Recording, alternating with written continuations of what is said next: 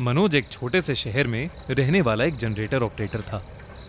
वो अपने छोटे से शहर का एक लौता जनरेटर ऑपरेटर था और इसीलिए हर शादी में शहर वाले मनोज को ही बुलाया करते थे। एक रात जब मनोज एक शादी से अपना काम खत्म करके घर वापस लौट रहा था, तब अचानक ही उसे गांव की नदी के पास बैंड बाजे की आवाज आने लगी। वो ये सुनकर बहुत हैरान हुआ, क्योंकि नदी के पास वाली जमीन एक दलदल बन चुकी थी और कई लोगों की उसमें धंसने की वजह से मौत भी हो चुकी थी। मनोज ने अपनी साइकिल घुमाई और नदी के पास देखने गया कि आखिरकार इतनी रात गए किसकी बारात इतने खतरनाक रास्ते से जा रही थी। मनोज जैसे ही नदी के पास पहुंचा, उसकी आंखें फटी की फटी रह गईं। उस नदी के पास एक बारात जा रही थी। बाराती बहुत ही खुश थे और नाच गा रहे थे, मगर सभी बाराती इंसान नहीं बल्कि भूत लग रहे थे, जैसे न जाने कितने वक्त से मरे हुए हों। किसी की स्किन सड़ी हुई थी तो किसी की आंखें गायब थीं और उस बारात का दूल्हा सबसे डरावना लग रहा था। मनोज ये सब देख ही रहा था कि अचानक ही उसकी आंखों के सामने नदी के पास वाली जमीन धंस गई। वो जमीन जिस पर दूल्हा खड़ा था। ये देखते ही मनोज की चीख निकल गई और सभी बारातियों का ध्यान मनोज पर चला गया।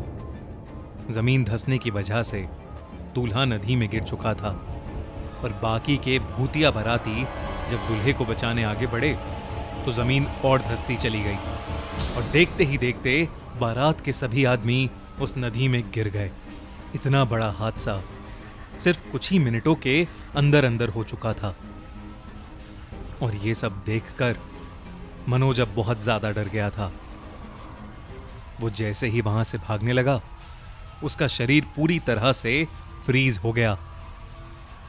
उसकी कोशिश करने के बावजूद उससे खुद को हिलाया नहीं जा रहा था।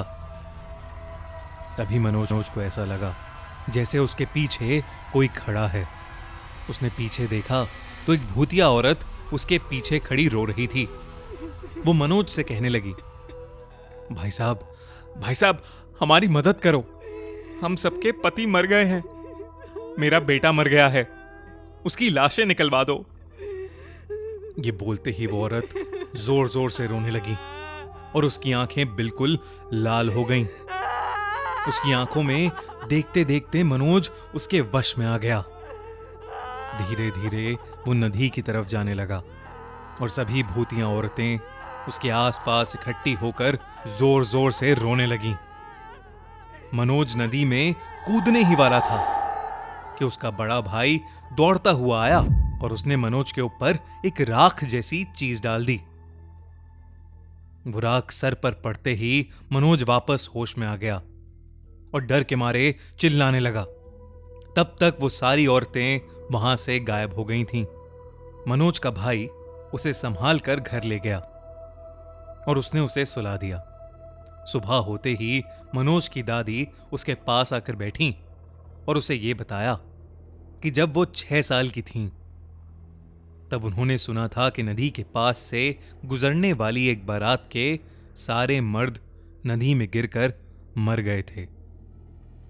उसके बाद से जो भी लोग रात के समय उस नदी से गुजरे, उनमें से न जाने कितने लोगों ने नदी में कूदकर अपनी जान दे दी और इसीलिए वहां के लोग रात में वो उस नदी का रास्ता नहीं लेते।